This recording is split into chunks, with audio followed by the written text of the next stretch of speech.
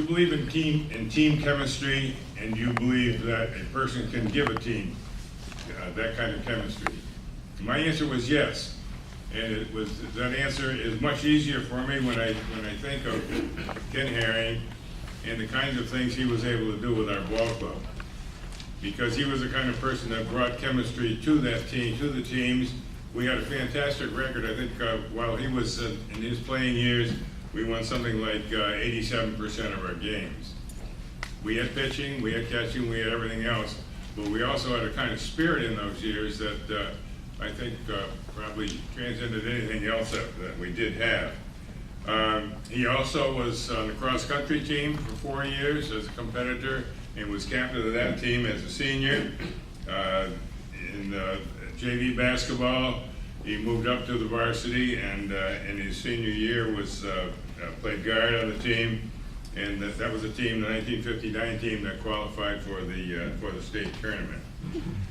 He reached the highest level, I think, as a senior, as a junior maybe. He invented what was known as the GOAT Award.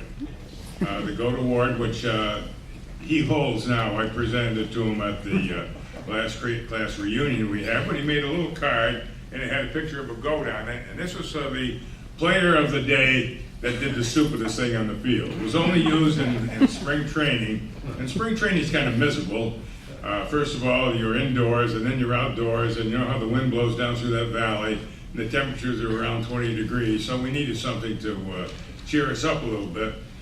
No substitute or any experienced player ever got the GOAT Award. It was always for somebody that was on the varsity, and we always found somebody that Ken would present it every day, and they had to wear the goat hanging around their neck. And the goat still exists. You can talk to him about it.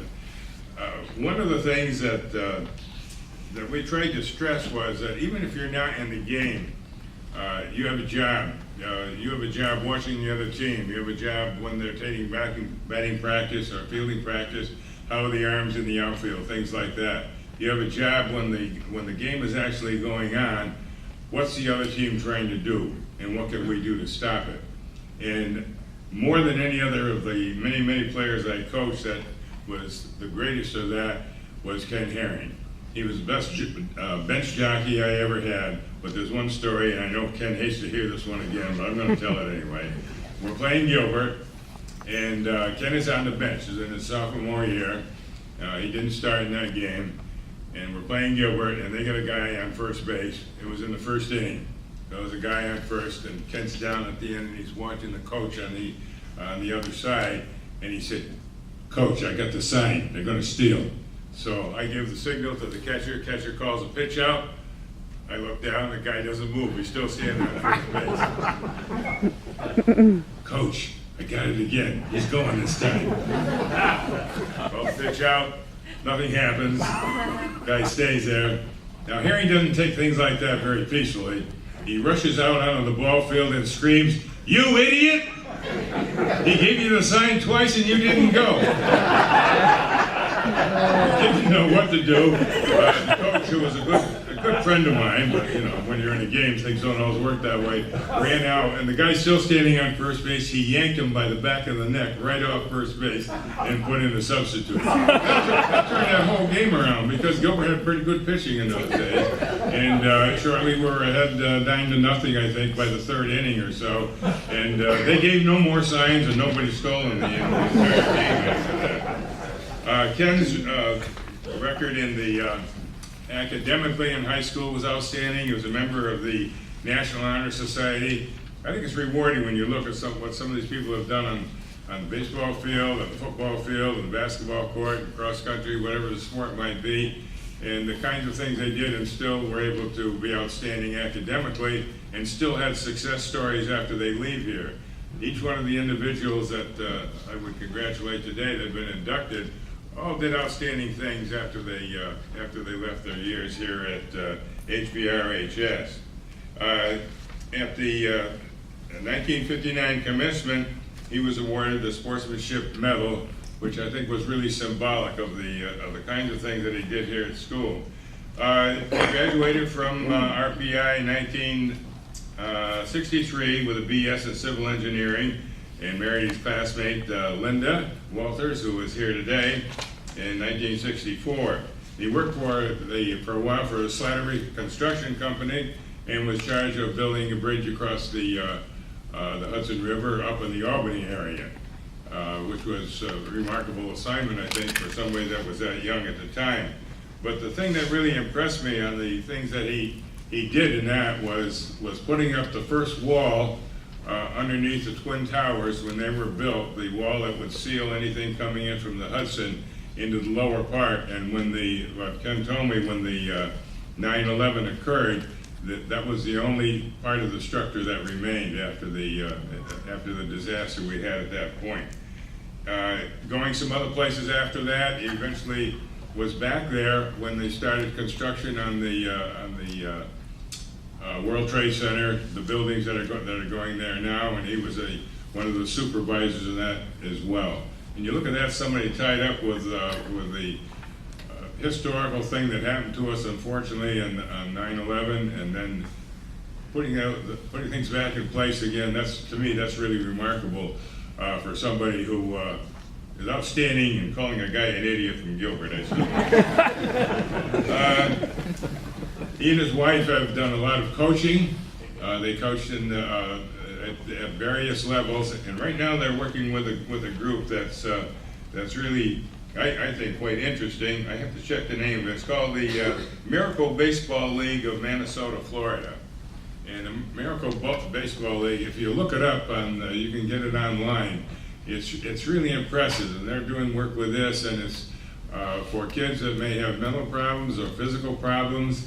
They play on an entire rubber field, and it's all set up so there's no injuries, but every kid can have an experience on this, and to me it's really a marvelous thing to see them, and both of them, working on. I think that's really great. Some of us had the opportunity to watch Ken's son, Ken Jr., two children, Ken and Susan. And Ken Jr., some of you may remember, we watched him play when they had the Eastern Finals in the NCAA baseball tournament. He was with Lemoyne College, and they played down in Waterbury. And they had some remarkable baseball games down there. And I watched young Ken play second base in that, and I knew Ken Sr. was the one that taught him. I could see that he taught him the kind of skills that he had when he was here in high school. Do I believe in team chemistry?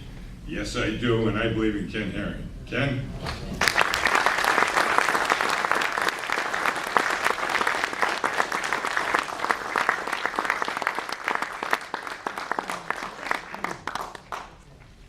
Brought my lunch.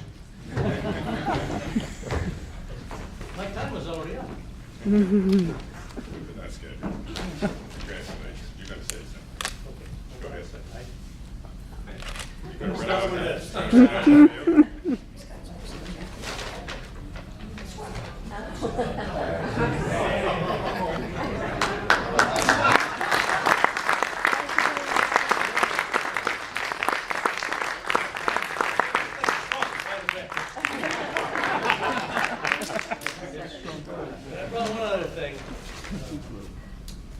This is our baseball handbook. I have everyone that you ever gave us. And that's tough. Very emotional for me. Especially when your family's here and your best friend shows up, Steve Blass from Florida, just like that, spends all that money. It's really hard.